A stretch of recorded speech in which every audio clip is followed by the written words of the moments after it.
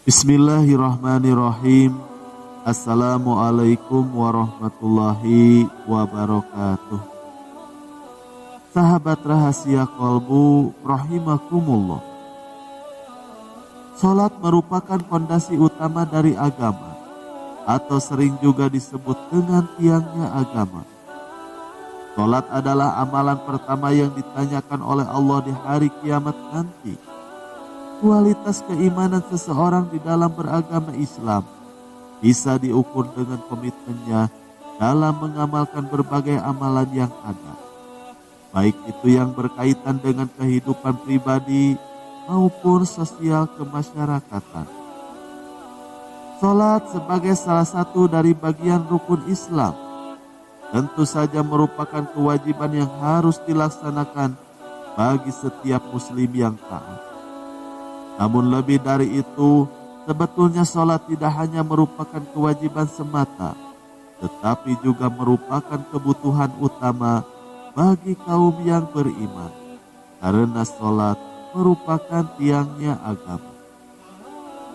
Begitu pentingnya kedudukan salat di dalam syariat Islam, sehingga kewajiban salat merupakan hal yang pertama yang harus dilakukan setelah seorang muslim mengakui kebenaran atas keberadaan Tuhan, yaitu Allah Subhanahu wa Ta'ala. Dan salat itu akan memberikan manfaat yang besar sekali bagi orang yang mampu melaksanakannya. Sekurang-kurangnya ia akan merasakan sangat tenang hatinya karena merasa dekat dengan Tuhannya. Dalam Islam, salat mempunyai kedudukan yang tinggi dan sangat penting, sebagaimana sabda Rasulullah Shallallahu Alaihi Wasallam. Salat adalah tiangnya agama. Barang siapa yang menegakkan salat, maka berarti ia menegakkan agama. Dan barang siapa yang meninggalkan salat, berarti ia merobohkan agama. Hadis riwayat Bukhari Muslim. Kewajiban seorang hamba adalah beribadah kepada Allah Subhanahu wa Ta'ala sebagai kholiknya. Salah satunya adalah melaksanakan salat, baik salat wajib maupun salat sunnah. Salat dikatakan sah jika rukun dan syaratnya sudah terpenuhi. Akan tetapi tidak ada yang bisa menjamin bahwa salat yang kita lakukan diterima Allah atau tidaknya, walaupun secara hukum fikih bisa dikatakan sah. Lalu siapakah di antara kita yang diterima salatnya? Dan seperti apa tanda-tanda orang yang diterima salatnya itu? Adapun ciri-ciri yang mengisyaratkan bahwa salat kita diterima adalah sebagai berikut. Dalam hadis qudsi diterangkan tentang ciri-ciri orang yang diterima salatnya oleh Allah Subhanahu wa Ta'ala. Sesungguhnya aku Allah Subhanahu wa Ta'ala hanya akan menerima salat dari orang yang dengan salatnya itu dia merendahkan diri di hadapan Allah. Dia tidak sombong dengan makhluk yang lain. Dia tidak mengulangi maksiat kepadaku. Dia mengisi sebagian siang dengan berzikir kepadaku. Dia menyayangi orang-orang miskin dan orang-orang yang menderita. Aku akan terima salat orang itu dengan kebesaranku. Aku akan menyuruh malaikat untuk menjaganya. Dan kalau dia berdoa kepadaku, aku akan memperkenankannya. Perumpamaan dia dengan makhluk yang lain adalah seperti perumpamaan Firdaus di surga. Lalu bagaimana ciri-ciri orang yang diterima salatnya oleh Allah Subhanahu wa Ta'ala? Dan inilah ciri-ciri orang yang diterima salatnya oleh Allah Subhanahu wa Ta'ala. Yang pertama, orang yang selalu merendahkan diri. Salat yang dilakukan dengan selalu merendahkan diri, maksudnya adalah salat secara khusyuk, penuh penjiwaan, takut, dan merendahkan diri di hadapan Allah Subhanahu wa Ta'ala. Diceritakan Sayyidina Ali bin Abi Thalib Setiap beliau mau sholat, tubuhnya gemetar, wajahnya pucat. Lalu seseorang bertanya kepada beliau, "Ada apa dengan engkau ya Amirul Mukminin?" Lalu beliau menjawab, "Engkau tidak tahu bahwa sebentar lagi aku akan hadapi waktu amanah. Melaksanakan sholat adalah suatu amanah Allah yang pernah ditawarkan kepada langit, bumi, bukit untuk memikulnya. Tetapi mereka menolaknya karena khawatir mengkhianatinya. Dan sekarang aku mengembannya."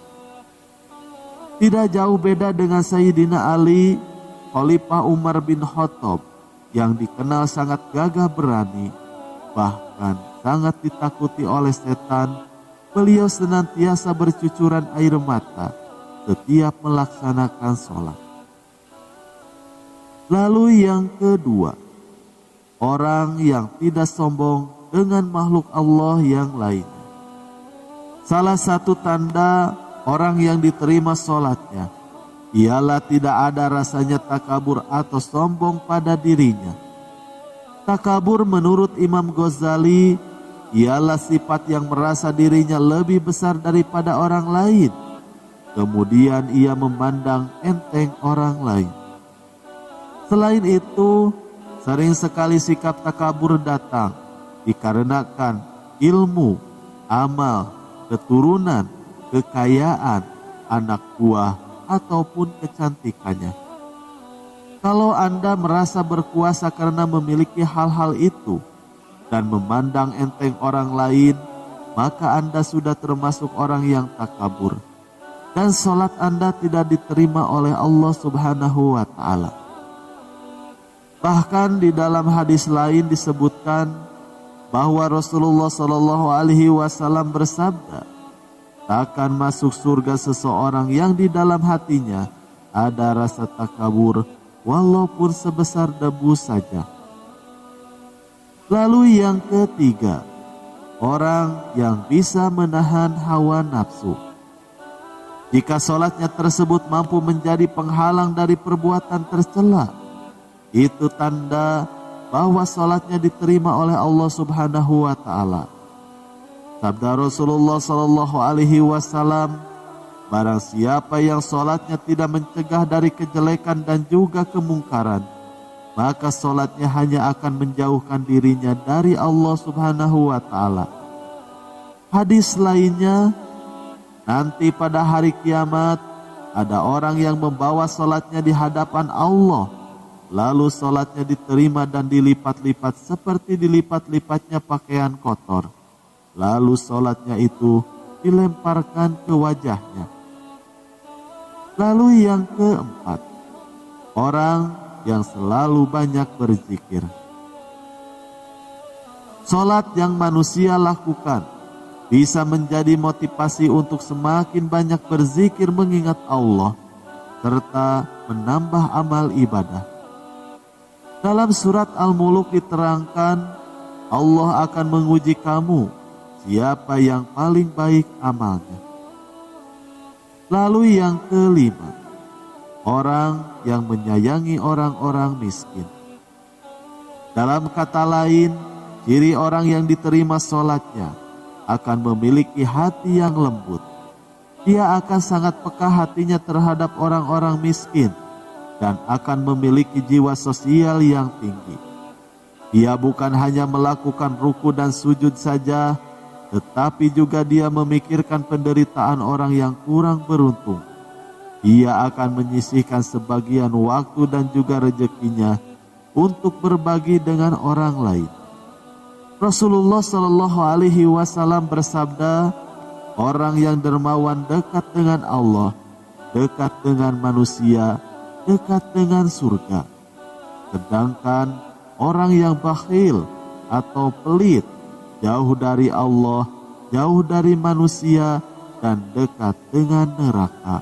Wallahu a'lam bishawab. Demikian yang bisa kami bagikan, semoga bermanfaat. Wassalamualaikum warahmatullahi wabarakatuh.